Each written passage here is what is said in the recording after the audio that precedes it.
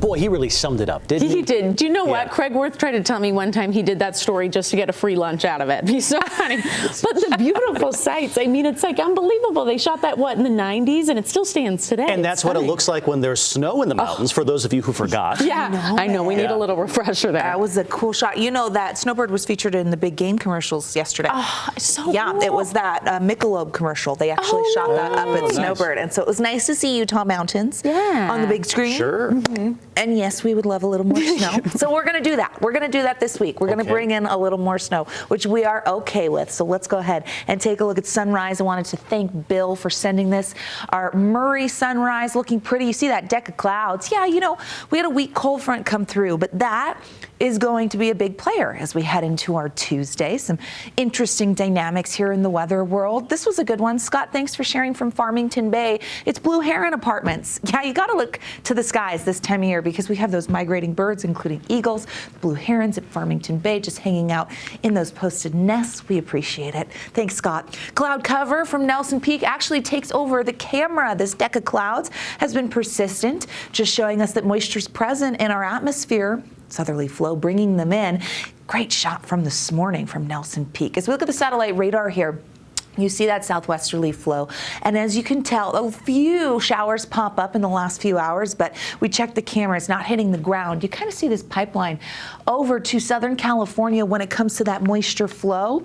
It's an atmospheric river, and we actually are going to get some atmospheric river remnants moving into the state with the biggest surge Wednesday into Thursday. And that's our best chance to see valley precip, but we also have a chance as we head into tomorrow. We saw some today, just some light precipitation out there, and the clouds streaming into southern Utah where they topped out 68 degrees in Ivins. Pretty shot. Love that shot. So nice. But the sun was really fighting to show tonight. Didn't get much of a show. 56 for the high in Salt Lake City. That came in the early morning hours. We were incredibly mild before this weak cold front came in. Yesterday broke the record, 64. So it was very, very warm for February.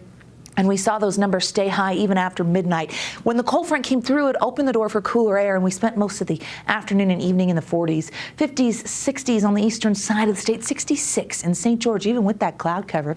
Temperature change shows where we were at this point yesterday, 11 degrees warmer in Salt Lake, 9 in Delta, Wendover, Logan, southwestern Wyoming. With the cloud cover, we'll see mid-30s for the overnight. And we're going to stay dry. Now, we know that cooler air moved in, but it doesn't get to stay. Precipitation potential is there for our Tuesday, and you can see it kind of really zeroes in on the mountains, the Wasatch Back, but we also see the potential for the Wasatch Front. Still going to be a valley rain and mountain snow setup, but there's a little bit of an exception to that, and I want to show you why. As we look at the Futurecast here, you're going to see this moisture. Okay, watch that band because our cold front actually becomes a warm front and starts to lift north. With that, we get some precipitation. There's that warm front, and because we're still in the cold portion, the cold sector of this warm front, there's a chance that for the morning commute, the Wasatch Back actually sees some snow showers. So forewarning you that we see the blue here with our southerly flow, and there are places that are favored, but that does include places like Heber, Park City. So just giving you that heads up. The warm front pushes further north. You see the green here in our valleys. That includes our rain showers, but it holds on in the mountains. This is dense snow, okay, that's coming through. Atmospheric river remnants bring that warmer air, and so that's why we're going to see temperatures actually climb. And you see the chance of showers holding on Wednesday into Thursday. This is our surge of moisture. This is where, yeah, we get a nice little pump here from that decaying atmospheric river. Now the Sierras are going to pick up plenty of it, but that leftover comes right to the Beehive State with valley rain and mountain snow. We stay active into central Utah. This is late Wednesday and even through Thursday, which you see here, but our southerly flow changes. It becomes more northwesterly into Thursday. That will ease temperatures a little bit, and then we're dry into Friday. So kind of walking you through a lot here. But just notice how behind the front, our snow levels drop to the valley floor almost.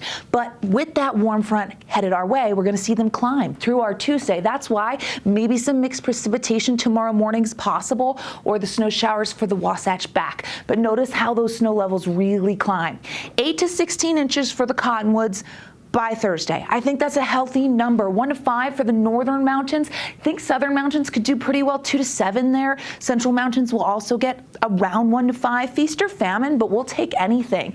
There's that moisture, and you see this long trough here. This is going to keep us unsettled as we roll through Thursday. We get drier conditions for Friday and your Valentine's Day. There we are on Saturday. That is Valentine's Day. And then we're watching the Pacific Northwest because deeper moisture and colder air could set up into President's Day. We're going to watch it. Still several days away. 40s and 50s for tomorrow with the help of that southerly flow. 67 in St. George, where you're going to see those next 7 days with the 60s and the chance of some wet weather Wednesday through Friday, and then maybe next week. Hey, I love an active pattern. All right, now we're cooking. As we look at the Wasatch Front, we see precipitation potential there. Good news for the mountains, 8 to 16 inches by Thursday. Dana, 8 to 16 inches by Thursday. I feel like somebody's coming down with the powder flu.